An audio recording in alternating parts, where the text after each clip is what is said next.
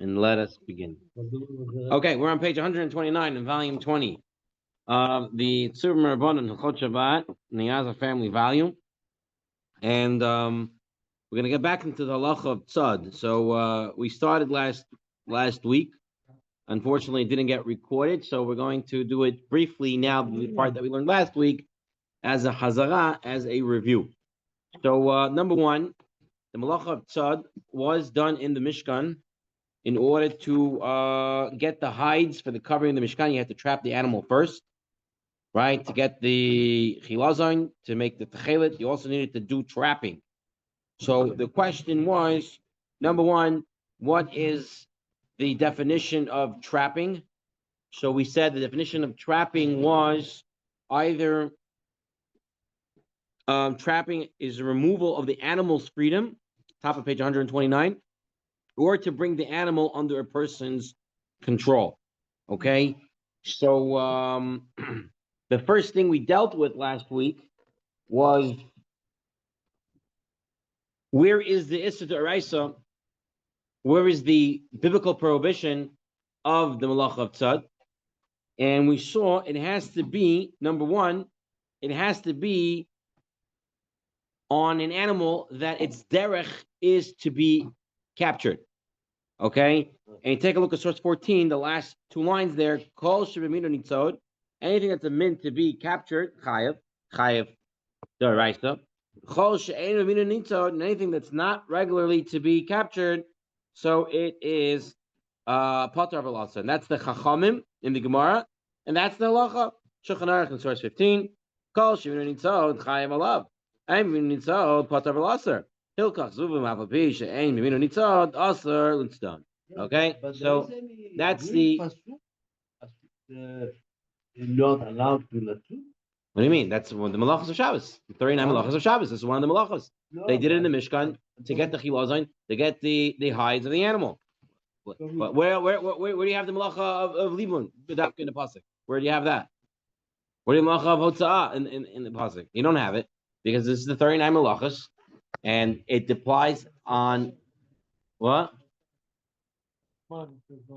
Okay, fine. Come on, let's take that away. Let's take away the hotza'ah. Any other one you want to do, Koisev and Moichek and all these other ones, you learn them from what they did in the Mishkan.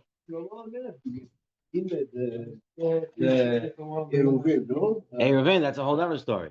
The 39 malachas are d'oraisa, even though they're not precariously spelled out. Okay, now, so what we saw, number one, was it has to be an animal that its derech is to get trapped. Then you have an issue of a d'oraisa issue. The Avnei Nezer, he wants to say, why is that? Why is it only if it's an animal it's usually to be trapped? So the Avnei Nezer said, you know why it is? He says, because when you're doing the malacha, usually every malacha you're doing something happening. You do fire, right? You're doing bishul, you're doing something to the object. You're doing kaisev, you're writing on something. You're doing binyan, you're doing stira, you're building, you're destroying, you're doing something to the item. You're not doing that when it comes to the animal. All that you're doing is taking away its movement. And so therefore, only a type of animal that you stop its movement in order to get sort of hana, meaning it's an animal that you're going to capture because you have hana and benefit from it, that's when the d'oraisa is. That's where the isser is. But if it's an animal that you don't trap, so what are you getting it for? What are you doing for it? Nothing changed. The animal was here. Now the animal's trapped. Nothing changed. The only thing that happens when you trap an animal is something that you now have. And if you have no benefit from it, so then there's no d'oraisa tzad over there, but it'd still be the rabbanon. And the Ritva, on the bottom of page 130, the Ritva said, how do you look at the min? Is it a min that's captured or a min that's not captured? Is it a animal that's trapped or not trapped? He says it doesn't go by Jews, it goes by the world. Okay, so if Goyim trap this animal, and then that will be an animal that's considered trappable, and that will be the Isser D'Oraisa. Okay, then we dealt on page 131, and then we dealt with what's considered trapped D'Oraisa, meaning what do you have to do to trap an animal, to be chayiv on it, to be obligated for it, the oraita that you did the malacha of tzad. What level of trapping do you have to do? That was what we dealt with next. And if you take a look in the first paragraph in source 18 on page 139, 131, where it says, Rabbi Shimon Gamliel Loikol Chabira, not all bibarin shavin, not all enclosures are the same. Zahaklal. Mechusar tzeda, if it lacks any additional mechusar tzeda, if it needs an additional trapping, meaning it's not completely trapped, it's lacking in trapping, then it's potter of loser. She'enu mechusar tzeda, if it's completely trapped and it can't move, then you're chayiv the oraita. So the oraita part of tzad is if you capture the animal in such a way that it can't move anymore. Okay, if it can still move around and you need to do something in order to trap it, again, then it's not the oraita, but it is the rabbanon. Take a look at the fourth paragraph over there on source 18. Hechidami biber gadol, hechidami biber cotton. On Ravashi, anywhere that you have an enclosure that you can get it in one shot, and you don't have to rest in between, and you can grab it in one lunge. This is a biber cotton, and that's what's considered the oraisa, enclosing the animal and trapping the animal. That you're able to get it in one shot, and you're not having to take breaks in between. V'idach, and any other type of enclosure where the animal is not immediately in your grasp is a biber gadol, and that would be a derabanan. Okay, and then we had on page 132 on source 20, you had the Gemara in Maseches Beitza that tells us on Daf Chav Daled Amud Aleph and Beah. What does it say?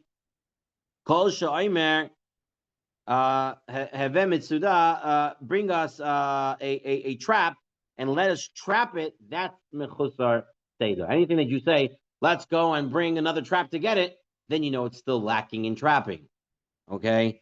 Are they arguing? Is it two different things? Is it in one grasp or saying I need another trap? No. So Chaim says it's the same thing. So even though the Shulchan Aruch brings the halacha in Shabbos, like the way we have it in Masechtas Shabbos, that says if someone confines a sparrow in a closet in which it is trapped, or other birds or a gazelle in his house or an enclosure in which they are trapped, then he's chayav. But if it's not completely trapped, pater aval aser. It's pater aval aser. And in Hilchos Yom Tov, he says when it's considered mechusar tzeda, shetzarich loymar, where he says go bring me a trap. So the Bir Halacha in source 24 says it's not arguing. Kasha. The kfar kasva poiskim, the idi chad shirohu. Really, it's both the same shear. Is if you're saying I have to bring another trap or I have to do something in order to get it, that's considered mechusat seda, and that would be trapping of derabanan, which would be still aser, but you don't in pater aval aser.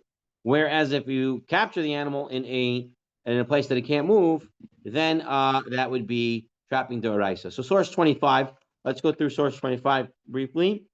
Because this kind of brings it together. The Orchot Shabbat. Why we should not say all this time in Shabbat muktzah? Because what are you going to do with it? Right, animals are muktzah. So what are you going to do with it if you animals are they are in the bibar katan, bibar gadol? What's the difference? But you still have a malacha of tzad here. You can have muktzah and you can have another malacha as well. And maybe balachayim welcome sogar pam mim sheyesh boy iser toira upam sheinu iser el midrabana. Says the Orchot Shabbat. Sometimes you can take an animal into an enclosure, right? You don't even have to touch the animal, right? You just put him into an enclosure. Sometimes this will be a derabanan, and sometimes it'll be an issa deraita. When's what? Imam welcome who caught it. It's a small place. He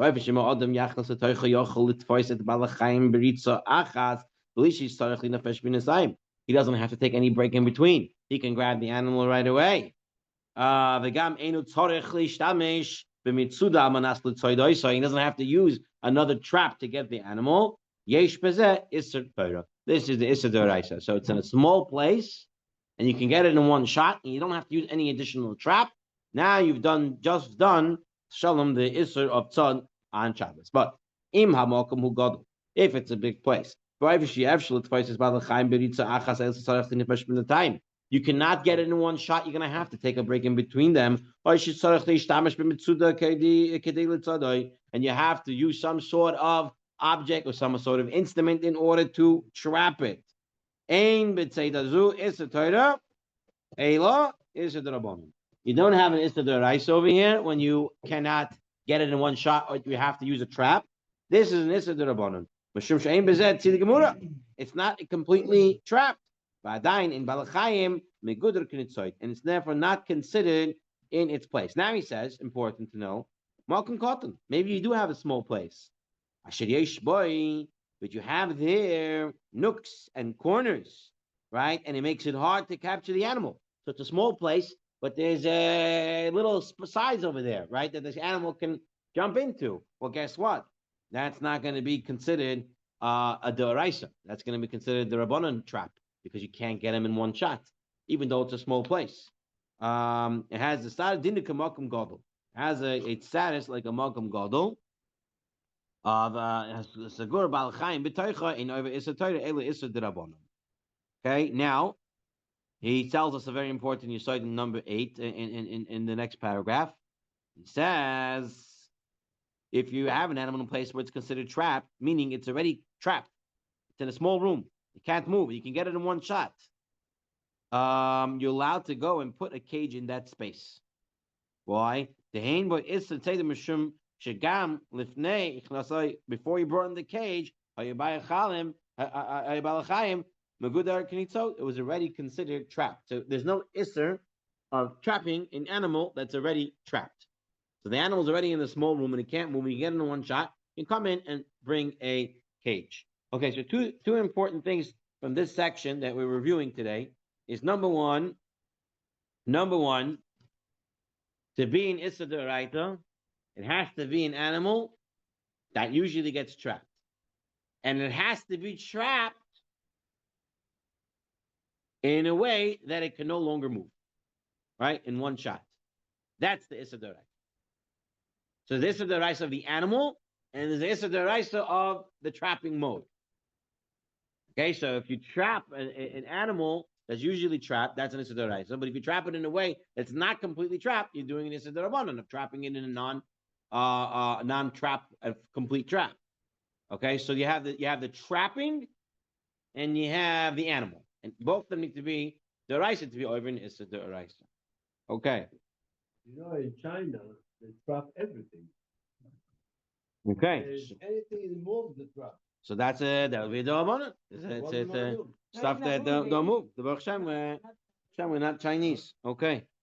Fine. Now, Rav Nisim Karelitz, in source 26, we saw this. He wants to know, where does this Issa D'Rabbanan of trapping, that's Mechusar Tzeda, how far does it go? His question is as follows. A deer walks into the city, and you now shut the city gates. Right? You have some cities that have walls around it. Very big. It's big. Nothing. Is it trapped or not? No. You can't get out of the city walls anymore. No. You've limited its freedom somewhat. It's a big space. Big space. So he writes. Enjoy. So look at the end of the source, and he says, and this is the shear, V'nerashah shear, who that when he takes this balachayim l'mokim, sheyesh hargosha shabalachayim nimtza b'shitosai. It's that when he puts it in a place where he feels he's got some control over it. Okay, that's considered an Issa D'Rabbanan. You have to put it into a place that you feel some control over. So the question would be as follows: a fly flies into your house, and you now close the door. 4 flies don't come in. Have you done the Issa D'Rabbanan of trapping an animal? No. You've closed the door on him now. Or I don't live for him. Or do we say that the fly is, the house is a big place for the fly. It's not trapped at all, right? So this would be, do I feel that I have control over that fly now or not? No. So if you didn't, according to Karelitz, you haven't done this with the Rabbanan. If you feel you don't have control over it, right? You have no control over that fly. You're going to find it, but upstairs, downstairs, you don't know where it is. It comes out the next day while you're sleeping, you hear the buzzing, right? So you have no control of it. You didn't do this with the Rabbanan. But let's say it's a cat, right, or something like that, bigger animal, right? Then you might feel that you have control over it. So it depends of the animal and depends of the enclosure, and it depends what do you feel you have some sort of control over it or not. Okay, fine. Now we did the next section as well last week, so we're going to do this again briefly. We're going to go through today, B'ezrat Hashem, 6 allowances or 6 hetters, 6 hetarim for trapping animals on Shabbat. The number one heter that we wanted to see was domesticated animals. Okay, so we have an animal that's been domesticated. So we're going to talk about 2 types here. We're going to talk about 3 types. Totally non-domesticated, meaning they never stay in your rishus. You have no control over them. There's wild animals. So this, if you do any sort of trapping, it's going to be a sort of trapping because it's not confined. Then you have the other side, domesticated animals. These are your cows and your sheep. They're not going anywhere. They'll love when you take them and put them away. They don't fight with you. They go with you. You're the owner, domesticated in general. Let's say you're the owner right now. Shibashusai, right? It's in his rishus. Okay? So it sometimes it wouldn't make a difference if the animal doesn't care who's picking him up, if your help around or whatever it is. So domesticated animal is a completely domesticated animal. Completely domesticated. It's a sheep, it's a cow, it loves you, it doesn't run away, never fights you, it goes with you. This we're going to see everyone holds, it's mutter. There is no confining to them. Because they're not fighting you, they're going with you, they stay there, that's their place. Then you have the middle ground, is where usually this animal is a wild animal, but you've come to control it. You've come to domesticate it. For example, you have a bird. Okay, bird's usually out in the wild. You brought it home, you put it in a cage. It got used to you feeding it, so it goes back to its cage every night. But also, sometimes it flies out, and when you want to get him back into the cage, he doesn't want to go. So he's flying around, he's fighting with you. Okay? So this is an in-between stage. He's not domesticated completely. He's semi-domesticated. So can I put him back in his cage on Shabbat, even though he's running away? So there's a Gemara that says in source 27, you're allowed to, or not allowed to, if you trap them, he's potter. Okay? There is another source in the Gemara that says that 3 times when Chazal say potter by Shabbat, usually means patar al asur. You don't have to bring a korban, but if you do it, he's still not allowed to, except for 3 cases. 3 cases where it's mutar. And the Beit Yosef wants to say one of the cases is this case. An animal that's semi-domesticated, you're allowed to put it back into the cage on Shabbat. That is the Beit Yosef. The Derechei Moshe, right? He says no. Only completely domesticated animals, there you can return. If they're semi-domesticated, you cannot put them back on Shabbat. And that's the Shulchan Aruch and Ramah in source 31. But we're going to take a look at the box on page 139, which is a summary based on the Mishnah Berurah. So take a look at the Shulchan Aruch. Shulchan Aruch says one may trap a cow, a horse, or other naturally domestic animal in any location, since they willingly submit to human control. You see, and it doesn't make a difference if you're the owner or not the owner. They submit to human control, and do not normally evade capture, even when they have just been newly acquired. The same applies to other animals or birds that have become domesticated and return to their cage at night on their own. That's the Shulchan Aruch. So you own it, you're in control of it, goes back to its cage at night, even if it's semi-domesticated, you can put it back. The Ramah says it's true with a cow or a horse. These type of things that are usually under human control and they don't fight them, you can put them back. But other animals or birds that have become domesticated and return to the cage at night on their own are still subject to tzad derabanan, because they often try to evade capture, right? Sometimes these birds that you have, they don't want to go back into the cage now. They'll go later. They're going to fight you, right? So, says the Ramah, you're not allowed to return them to their cage.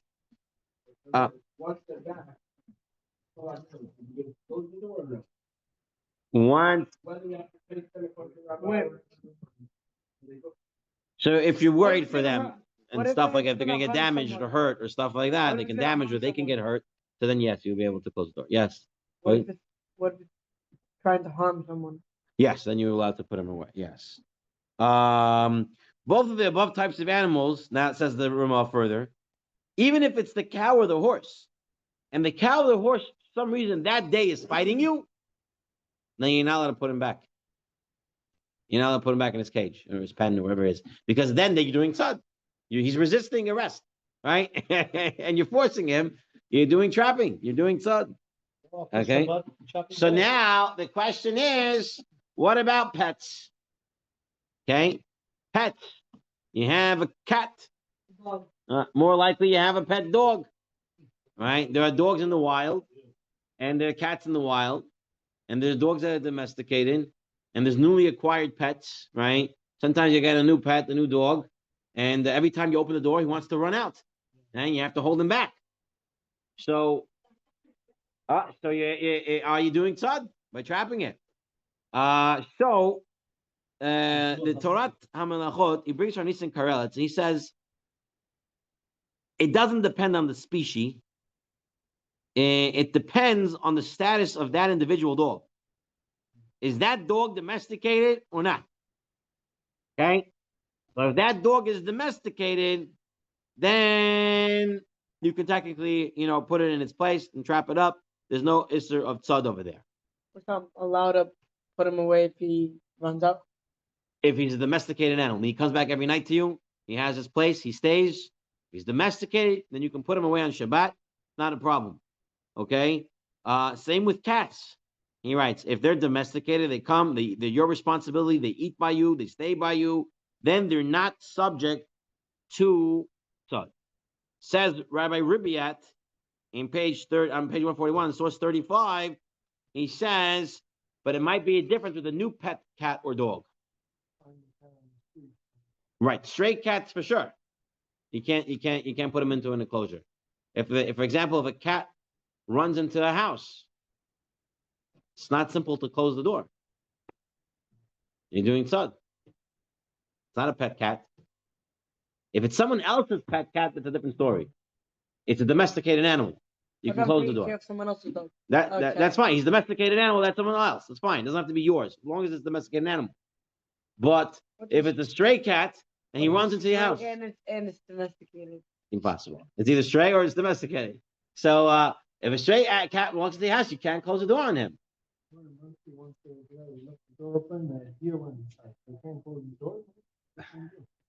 Well, we'll see. We'll get to the deer. The Alka Yosef comes to the story with the deer. It's still being Nisa Rabbanan. Still being Nisa Rabbanan to close the door on him. You're putting him into a place as Mechusar Tzeda, right? So we'll take a look. Now there might be leniencies if he's going to hit someone, he's wild or whatever it is.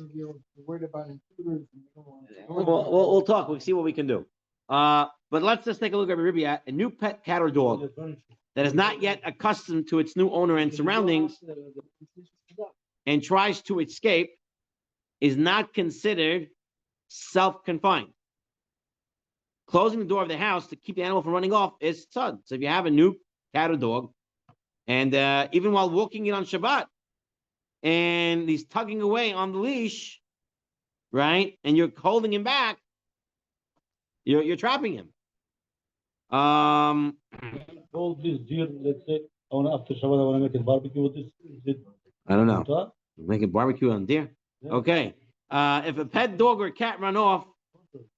He was the one, he has a dog, and if the dog sees a female dog on the other side of the street wants to run, and you can't hold them back. So it's not bullshit having animals. It's not bullshit having pets. Okay, so if you have a second, so here he writes, unless the owner fears the pet will be harmed or cause harm and damage, then you would be able to put him back in his place. Okay, so if there's a fear of damage to the pet, what the pet's going to do, all right, take a look. Read the next paragraph. One is not permitted to trap or restrain partial domestic animals under most conditions, because within the context it appears to be tzad. Trapping animals therefore tzad midrabanan. Example: if a pet dog or cat ran off, capturing and returning it to the house is not tzad midrabanan. The pet can be expected to return by the same night. However, it is rabbinically prohibited to do so unless the owner fears that the pet will be harmed or cause harm and damage. So if you think it's going to cause harm or it's going to get harmed, then you can do what you need to do, prod him back inside. that would be fine. But otherwise, technically, you can't close the door on him. And here in the laws of Shabbat, he writes as follows. What about if it's so cold outside? You leave the door So it might be open. damage to him, right? You leave the door open. Oh, so we'll deal with the cold in a minute. We'll deal with the cold in a minute. Here, a chicken. Here we go. Chicken that walked away. Chicken that walked away from its coop and wandered into the courtyard. So you have a coop and then it goes out into the backyard. Okay? May be captured by closing the door of the yard in order that it should not escape outside. If one is afraid of it doing damage, then he can even prod it, give it a couple of knocks until it goes into the right place and goes back into the coop. Okay? This is with a cat or a dog, any type of animal that's submissive to its owner. We'll deal with muksa. Animals are muksa. You're prodding it. Prodding it. With the stick. With the stick. Boom, boom. Prodding. Prodding usually means you're giving it a. Oh, not with the hand. Something else. With a stick. Electric. No, not electric prod.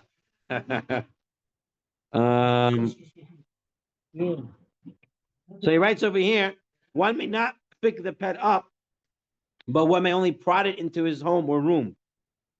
You can't pick it up. I don't want to pick up my dog on Shabbos.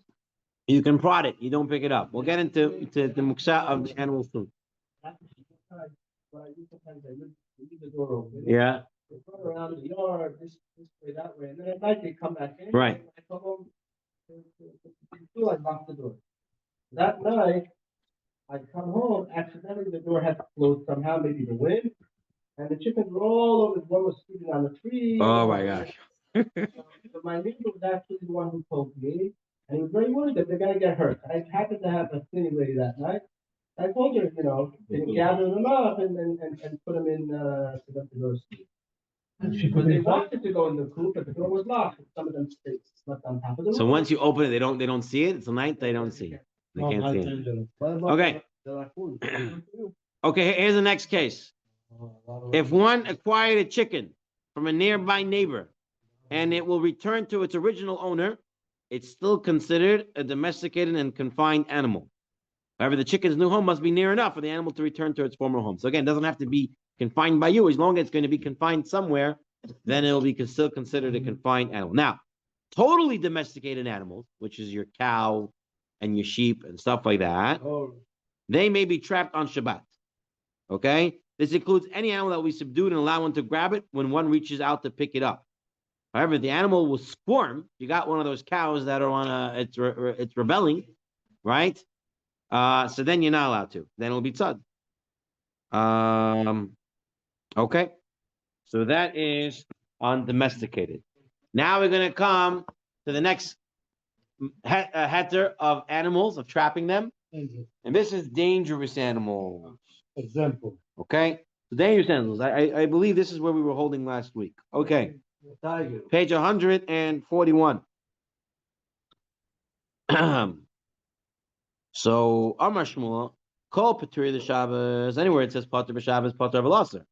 Levar, Mahani Tilat, the Pater and Mutter, except for these three, which is Pater and Mutter. Okay, and what is one of them? It is, what's the case? Tzad Nochosh b'Shabbos. Someone who traps a snake on Shabbat. Imit Asegbo, if he's doing it for what? That it shouldn't bite him. Then it's Pator and Mutar. But if he's doing it l'refu'ah, meaning he wants the snake's venom for medicinal purposes, then he's going to be hayab.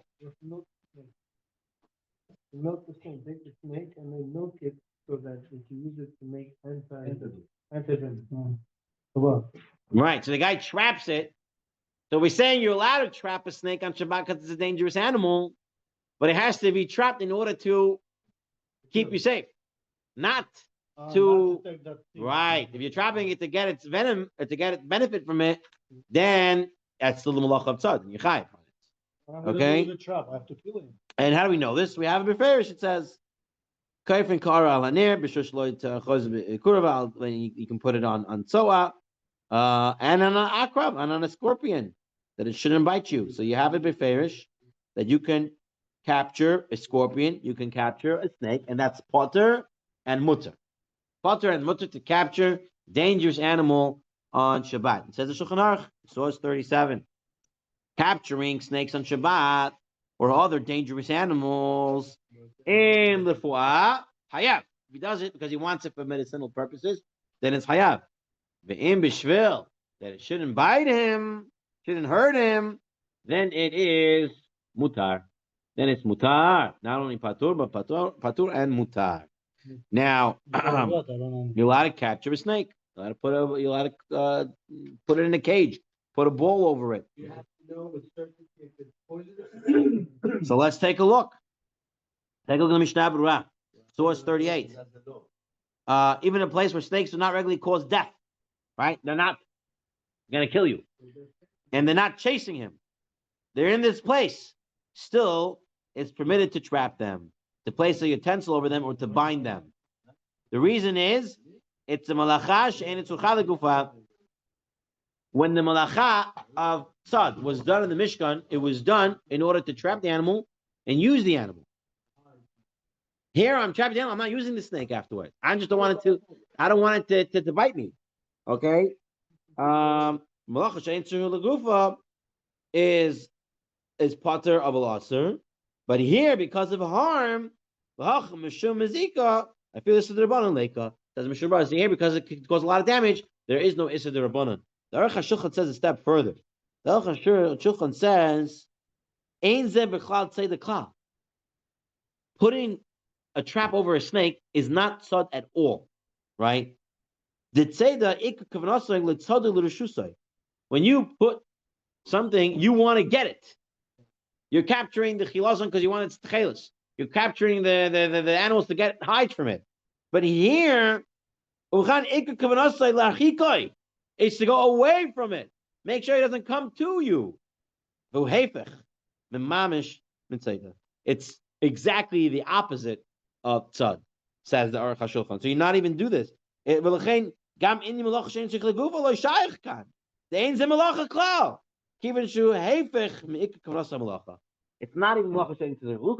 The Gufa says the Aruch HaShulchan, it is not a malacha at all, because the whole malacha of tzad is to capture it to get it. Here I'm capturing it to keep it away from me. Okay? It doesn't mean not necessarily. There's animals that painful, but they're not gonna.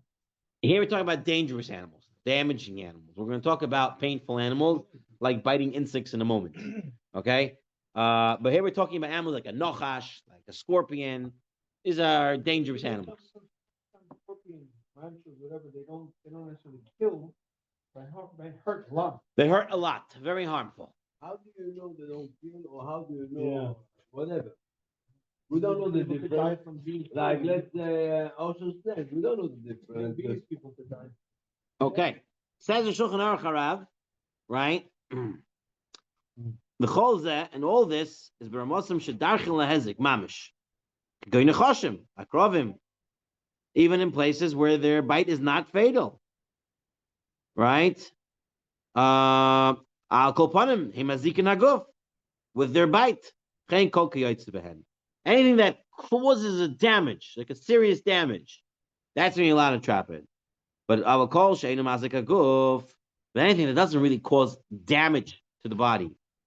Elam shemitzaroi bilvad. Like fly, It makes pain. fly or Right. mosquito. Okay, like a wasp, like a fly, like a mosquito, fleas. V'chayotze behen asul tzaydan. Right. So I also had that same thought, and I was thinking that would be true. Why not? If a mosquito, if the area has mosquitoes that carry diseases like West Nile virus, right, or malaria or stuff like that, then it's a very harmful. It's a harmful mosquito.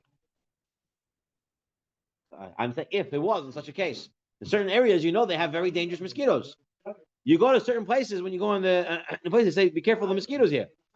Wherever it is. So in that place, those are considered harmful mosquitoes. Yeah. Yeah. Are we talking about capturing them or killing them? Capturing. Talking about capturing right now. Talking about capturing right now. Talking about- I'm not tomorrow. Next week we'll talk about killing them. Right now, we're talking about capturing. You can capture them. Okay. We'll get to killing next week. Let's start with capturing first. Okay. You can't. If the allowance is only for capture, then you can't kill them. Okay, so you're just removing it. It's not your fault that it's dying. All right, let's look at the Alka Joseph in the source 41. You're not allowed to capture a snake. You're doing it for refuah. But if you're doing it, it shouldn't bite you, so then you're allowed to. And then you're allowed to cover it with the container or something similar. So same halacha, like we saw. Okay, let's now get into biting insects. Enjoy. Okay, hatzad et haparosh, right? That's the way you pronounce it. Okay. Parosh, right? Okay. So what's a parosh? A flea. So Tosfot says, b'shem harab porat. If it is biting a person, adam mutar, then it's mutar to take it and to and to take it off him. The mishum tsar shari. So im adam, it's biting the person. So here is the flea or the mosquito. It's biting the person. Says harab porat. At that moment, take the mosquito or take the flea. No, not kill. Pick it up and throw it away from him. Because it's sorry, it's tsar. Aval im hu be'oisa inyan ala adam. Right? But it's a person that is not afraid it'll bite him. Kagoin, it's on his sleeve, right? It's on his cloak. Also l'tula, you're not allowed to touch it. You're not allowed to grab it. You're not allowed to grab it. So if you see the flea walking on your sleeve, then you're not allowed to grab it. But he's allowed to knock it off. Shoo it away. Shoo it away. That you're allowed to do. So says the Bet Yosef, what about the middle case? What's the middle case? What was the two cases in this Tosfot? It's bite you, you're allowed to take it off, throw it away. And if it's on your clothing, you're allowed to shoo it away. What about if it's on my skin? It's about to bite me, it didn't yet bite me. Kill him. Can I take it and throw it? Or only shoo it? That's the Bet Yosef. He says, Lashon HaTorah shekatavti tzarich dikduk. The Meresha l'sheina from the beginning of the Lashon Masha, the Lord Shari Litila Ela b'Shash Nosheches Dafka, right? Because then it's mitasek. And if it's not, then it's usher. But from the Sefer, he says you're only not allowed to grab it if it's on your sleeve, meaning that if it's on your skin, maybe you're allowed to grab it. So in the Shulchan Aruch says Rabbi Yosef Karo, the parosh, Hanikra in Arabic, it's called bargut. Aser to trap it. Elim kain hu al basaroi, if it's on his skin and it's biting him. Same din. If the mosquito is biting you, then you can take the mosquito and throw it. No, if he's biting you in your head. Yeah. What are you talking about? I'm reading what he's right, what he said. Then you're allowed to do what? Sod. Sod you're allowed to do, not kill. No, he doesn't say kill. He says litzad. Also litzadoi, elim kain hu al b'sadoi. It's on his skin and he's biting him. Then he can pick it up and he can throw it. If he's doing it in the middle of the night, it's the middle of the night. I'm talking about the guy's awake. He knows what he's doing. So says the Mishnah Brura. So he was machmer. Rabbi Shakar was machmer. He says only if he's actually biting. It's actually in the process of biting. Then he can pick it up and throw it. Mishnah Brura says Yivesh Mekilin. Gam kishua chalakai, even if it's on his garment, to take it with his hand and to throw it. But it's better if you can, what's it called, knock it, just shoo it away. That's look at Shmirat Shabbat. He spells it out for you.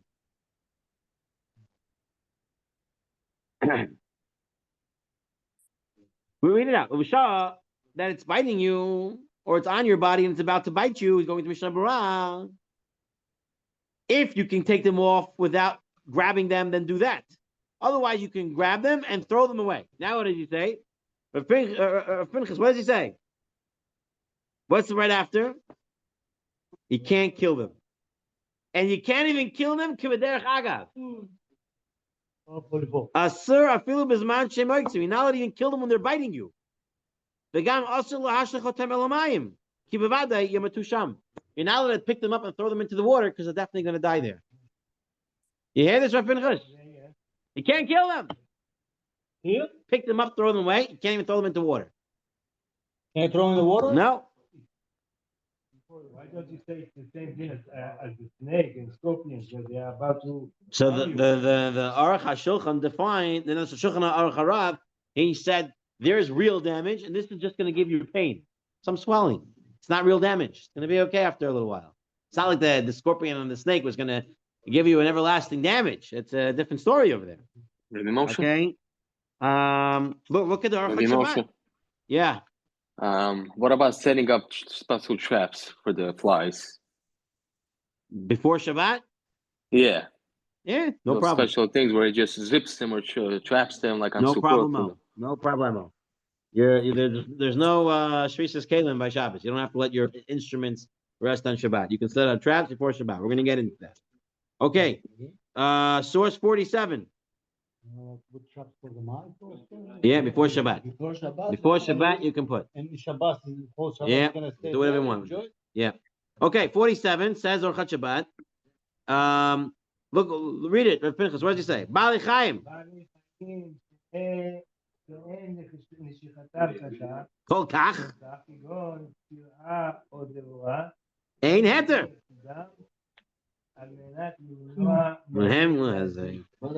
Yeah. So if it's not going to give you substantial damage, you can't trap them. But you know what? Some people that are Okay, so there are some coolers. There are some coolers. They are allergic. And, Okay, so if it's allergic, you're talking about koach nefesh. It's a whole different story now. But you don't know if they're allergic. People know. Okay, people know. Just like you in Shabbat. Source 48. Source 48. The Kitzur Hilchot Shabbat. It's permissible to place a vessel on top of a bee or a wasp that comes to sting a person. Since we can certainly say that with respect to these, its sting is considered harmful. Okay? As in many instances, it stings in the parts of the body from which one may later experience great pain. If it does it in a sensitive part, you're going to be in a lot of pain. And therefore, you're allowed to trap it. So here we have, Kill it. yeah, so here we have a more, no, not kill it, trap it. Trap it. Okay? If hey, you never were sitting in a sukkah on Yom Tov? Never sitting in a sukkah on sukkahs? Yeah. And you have the guests that come, right? The yellow jackets. The yellow jackets coming to the sukkah. All right, so now everybody's becoming the hunter. You know, they're all putting the cup over it. They're using this kula, right? Because we're saying that it can bite you, it can sting you in a what's it called? In a sensitive spot. There are some wasps that I was told that is very lethal. Is it true? But someone told me once there's a wasp that's lethal. That if enough wasps bite you, they can also they can kill you. Certain type of bees. A lot of them, because if you mess with their, so we saw there's a cooler. Kitzur Chos Shabbat says you're allowed to put a cup. The person's afraid that until Shabbos home. Person's afraid that a stinging insect such as a bee or wasp or hornet will sting him or someone else. He's permitted to trap it on Shabbat, since the bites of these insects can cause severe pain. It's perhaps maybe we become more sensitive. So when we get bit by anything, all of a sudden we're in intense pain. All right. So maybe it's for us, it has a gadol. All right. So therefore you're allowed to trap it. But rather it should be done in a makeshift way, such as placing a cup over the insect. So we have this kula that today could hit you in a place that's painful. We getting it more painful. Okay, you can put a cup over it. What about emotional pain? Oh. What about emotional pain? Someone sees the fly He's already way in emotional pain, Well, I'm not sure. mental pain. It goes away. Bro. The guy is in mental pain. You're going cuckoo. Okay, go to for a few So, minutes. I'm not cook anymore. so says the Shal Shuv Michot Shloimeh or Shlomo Zalman Auerbach. He says it doesn't work.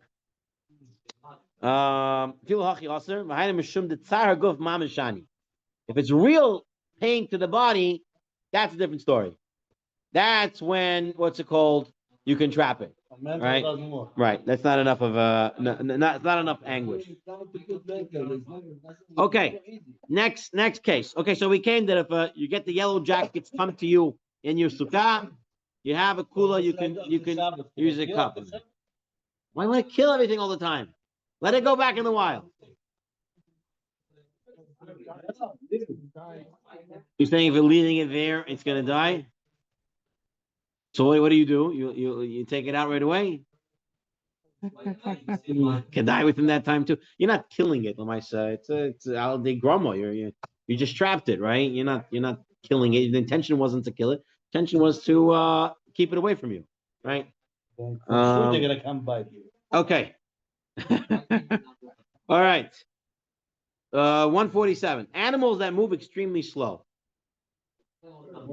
Okay, and you got this turtle. Turtle's walking. No problem. Can I capture? Can I put it in a cage? Can I put something over it? No. What would be the reason why? Yes. In reality, the turtle is already considered confined. It's not going anywhere. That snail is not moving anywhere. Okay, so if I put something over it, what did I do? It's still moving. It's not moving anywhere. It's still in the same spot. So therefore, there are those who want to say, when it comes to slow animals, there's no Isser of Tzad. They're already considered trapped. That's what Shlomo Zalman Auerbach. And he brings it from the Tosfot Rid. Because when they wanted to figure out what a snail was, they wanted to figure out what a chomet was, one of the shratzim, they wanted to say it was a snail. But he says, how could it be a snail? Because the shratzim could be getting tzad.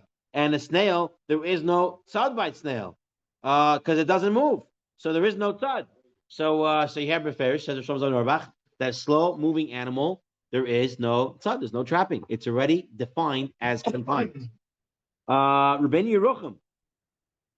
Yerucham, and this is Rabbi Yosef Shalom Eliashiv, he brings Rabbeinu Yerucham that says no, that worms and snails and other things that work very small can still have the Isser of tzad. So it's a machloket poskim. If you have tzad by slow moving animals, and la halacha we say there is no tzad by slow moving animals.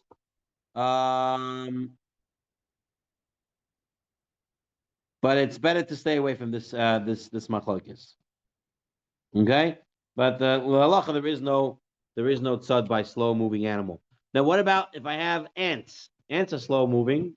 They're slow moving? Yeah. Okay.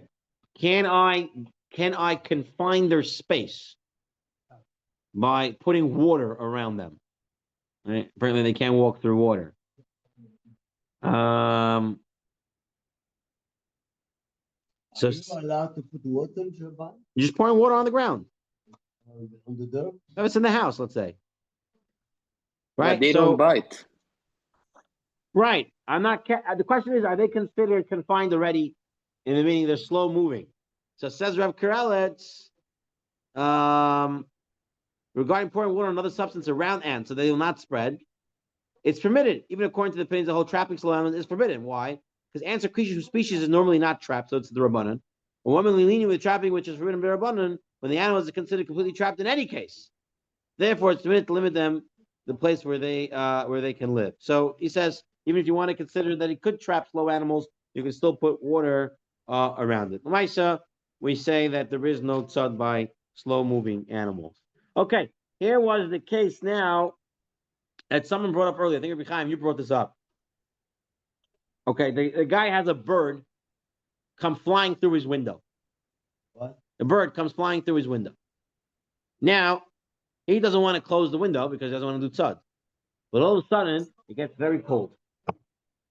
I want to close the window, not because I'm trapping the animal. I want to close the window because it's very cold. can I close this window? Yes. So the Chai Adam rules that it's permitted. If its intent is to be saved from the cold and is not want to trap the bird at all. Since this is not trapping by Torah law, although it's a psik reisha, it's a derabanan. Okay, also true. If the shaykh might say the deraisa, but if it's an animal that really has say the deraisa, then he's not allowed to do it.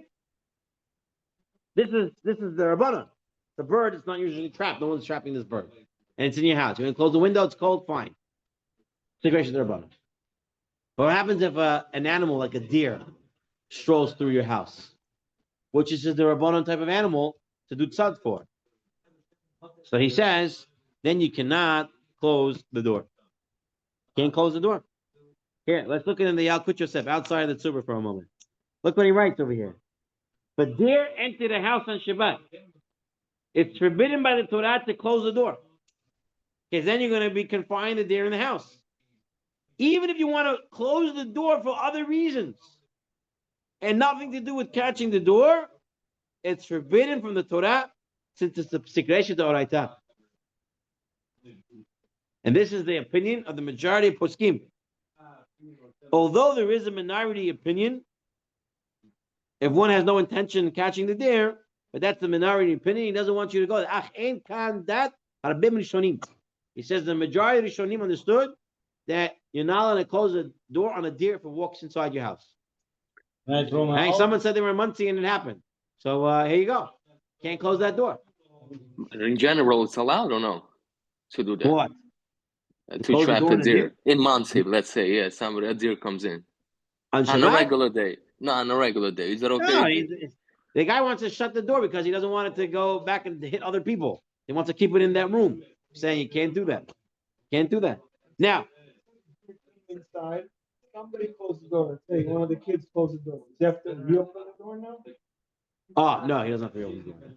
Once it's already been trapped, you don't have to reopen the door. Right.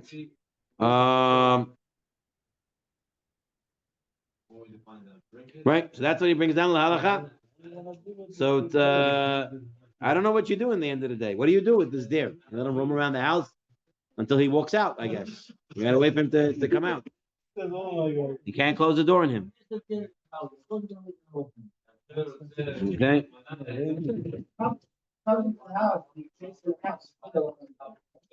Chasing him out. Yeah, there's no malach of chasing him out. So you call him out, right? Get him out. But you can't close the door on him. Okay, what's the story with honeybees? So I told you if it's a deer, so he said if it's a bird that's a durabon and no one traps it, so you close the door because you're cold, fine. When it comes to deer, it's a doraisa. What's the story with honeybees? Is it doraisa? Is it an animal that's captured or not? That's the honeybees. Bee that makes honey. What? Not by homeowners. But it's an animal that's captured. Who cares if my one was that? If it's an animal that's captured, it's a doraisa. So here he writes, according to some poskim outside the Tzurba on page 61 in the Laws of Shabbat, in book number 2, honeybees are considered a captured insect because people capture them to produce honey, and therefore trapping such a bee would be a biblical transgression. Other poskim say no, it's not considered captured, since even when being cultivated, they're not entirely constrained. They're in a hive. They come in and out. There's no constraint on them. Therefore, it's not considered a captured animal. The practical difference will be, is whether one can capture it to prevent being stung. Okay? If it's a insect that is captured, so if the honeybee comes into your sukkah, and it's an animal that's considered captured, so you're not allowed to capture it on Yom Tov, or on Shabbat, because it's d'oraisa. But if you say that it's rabbinic, then you will be allowed to cover it. So interesting, the Yalkut Yosef, he writes that it's forbidden. He writes, if bees have fallen into the cabinet, one must make sure not to shut it and trap them inside, since it's normal to trap bees in order to raise them for honey. And trapping them in Shabbat be forbidden by the Torah, according to some poskim. Orange, yellow jacket, yellow. The ones that come to our sukkah are the yellow jackets, right? We're not getting honeybees coming. Okay. So anyway, it looks to be the our poskim that say it's okay. They're not considered type of capture, so a person can go with that. All right, fine. Closing the door that was open. Okay. So this is now. But I just wanted to read to you halacha Rami that you said. Well, if one accidentally captured an animal, such as one closed the door to a room and realized that there was an animal in the room, he's not have to open the door to set the animal free. Once it's done, it's done. That's it. You can keep him in there. But now here's this story. Oh, we don't have a lot of time, and I really wanted to finish this up. Okay, so let's move a little faster. Story is as follows. I have a bird in a cage, and I got to give him food. But my bird, he's a free spirit. Every time I open the cage, he wants to fly out. So how am I going to give him food? If I open the door, he's no longer trapped. He can come out. If I close the door again, he's going to be trapped again. So what do? It's not you have to give him a big plate. The guy eats a lot. So says the Orchot Shabbat, you got to be careful. You open it widely in 18, 55, and 149, 55 in Yud Ches. You open the door widely, you'll be forbidden to close it again because of the prohibition of trapping. Therefore, you should open the door only narrowly or blocking the opening with its hand or body. So there's no possibility of the animal escaping. If you never opened it that it can escape, then it's never been free again. So it's still considered trapped, and that will be fine. Another advice he gives over here is make a double door. Make a double door. One opens, one's closed. You close, you open. So this way, he never actually is escaped. Okay, fine. That was closing the door. Okay, now setting a trap. Setting a trap on page 150. This was Avner, yours question. Yeah. So can I put a trap on Shabbat? I may or may not capture an animal. So the reason you can't do it on Shabbat, you can't put it on a trap, because if you put it on Shabbat, you may capture. And if you capture it, you're hayav. And it's a doraita. But what about before Shabbat? One may spread traps for a wild animal fish only if there's enough time, says Bet Shammai. But Hillel permits it. Why? Because there's no shvisas kelim on Shabbat. Your pots and pans and your stuff that you own don't have to rest on Shabbat. Your animals do, you have to do, but not your utensils. And therefore, you can put a trap from before Shabbat. Say Yalkut Yosef, Avalufrois, Me'erev Shabbos, Mutter, in source 59. Okay? On Shabbos, no. On Erev Shabbos, yes. What about letting an animal go free on Shabbat? Animal went into the trap. Is there an issur of letting him go free? Okay. Is it like there's binyan and then the stira? There's kaisev and meichik. There's all these double-sided malachas. Does it exist by tzad? No, it does not. There is no malacha of setting an animal free. However, you have to be careful. Mutter uvachal yikach kaisev biyad. Shkein balachayim muktzahim basurim betiltul. All right, they're muktzah, so you're allowed to let them go, but you're not allowed to touch them. Okay, and now we come to the last section over here. Is what about confining a person, trapping a person on Shabbat? So we want to bring a source maybe from the Mekosher Sheitzim. The guy picked up sticks on Shabbat, and what do they do with him? They put him in the Mishmar. They put him in this, so maybe there's no problem. So then some want to say, no, maybe there's a special case, and maybe there is an issue of confining a person on Shabbat. We have a din that says you're not allowed to do punishments on Shabbat. You're not allowed to, basically not allowed to do punishments on Shabbat, which would include putting someone in a kippah, or putting someone in a thing. But it's not because you can't put him in that enclosure, it's because you can't punish on Shabbat, says the Shulchan Aruch and the Ramah. The Ramah says, you know what? If you know someone's going to leave his wife and not give her a get on Shabbat, he's running out of town, you're allowed to capture him on Shabbat and keep him confined. Right. So Piskei Teshuvot says, if you have dangerous people, you're definitely allowed to stop them on Shabbat. The Shmir Shorei Chachata says there is no trapping by people because people don't mind being with people. Like someone takes you, you don't mind being with them, even though you might want to be with the police and stuff like that. But most people you're okay with being with different people. But putting So- him in jail by himself. Right. So he says it's not really considered trapping. So here's the question we had: can I go outside on Shabbat and lock the door on my little kids and take a walk without them? And they're confined. Because of Shabbat, you're not allowed to do it because. So says here says the Yalkut Yosef. Therefore, if parents wish to leave their house on Shabbat for a while, they may lock the doors of their house with only the children inside, because there's no prohibition of trapping humans on Shabbat. Right. So the halacha of tzad doesn't exist when it comes to people. Now you can do it if you do it normally. Kids are sleeping or stuff like that, and you have proper supervision to whatever extent that is. I actually recently, one of my videos went down on Masechet Sanhedrin. Someone flagged it. It was a little bit too graphic, I guess. Daf pay was Nun Hey or Nun Dalet got flagged, so we'll have to deal with that. But the Maisa, that's the halacha. There is no tzad when it comes to humans. Fine. We have minyan. Rabbi Yochanan Megasher Omer Tzai Kodesh Baruch Hu Zekoi Yisrael. Lefikach kibal hem Torah mitzvot shneimah Adonai Hafetz Leman Tziko Yagdil Torah Miyadir. Amen. Amen.